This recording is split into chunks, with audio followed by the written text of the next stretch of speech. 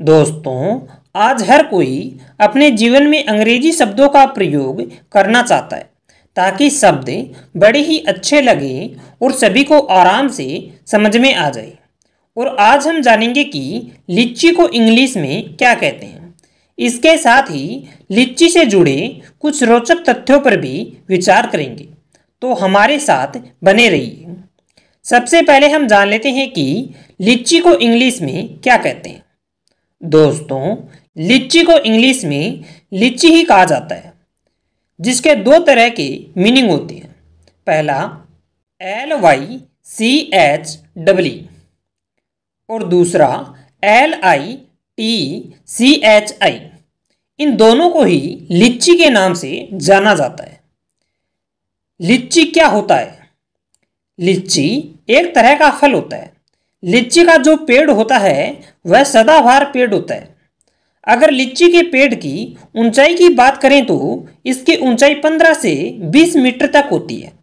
ऐसा माना जाता है कि लीची की खेती दक्षिण चीन में सबसे पहले हुआ करती थी।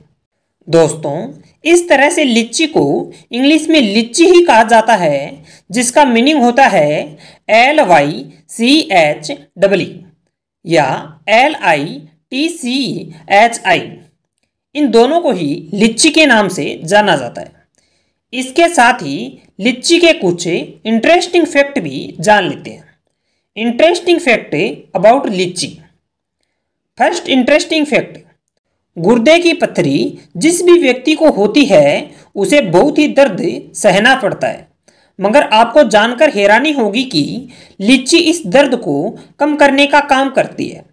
सेकंड इंटरेस्टिंग फैक्ट, क्या आपको मालूम है कि जंगली लीची का एक पौधा लगभग 1000 वर्षों तक जीवित रह सकता है, क्योंकि यह एक तरह का सदाबहार पौधा होता है जो कि 12 महीनों तक बना रहता है।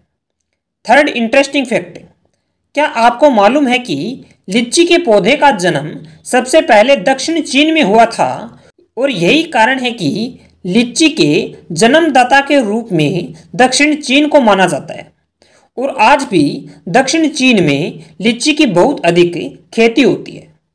फोर्थ इंटरेस्टिंग फैक्ट, बहुत से फलों में बीज पाया जाता है। इसी तरह से लीची में भी बीज पाया जाता है, मगर यह भूरा रंग का होता है और देखने में चमकदार लगता है। इसके अलावा लीची का उपयोग खांसी को दूर करने के रूप में भी किया जाता है। दोस्तों, इस तरह से हमने लीची को इंग्लिश में लीची ही कहा जाता है, जिसका मीनिंग होता है LYCHEE या LITCHI। लीची के बारे में बड़े ही विस्तार से जान लिया है। इसके साथ ही हमने लीची से जुड़े कुछ इंटरेस्टिंग फैक्टों के बारे में भी बड़े विस्तार से जाना है।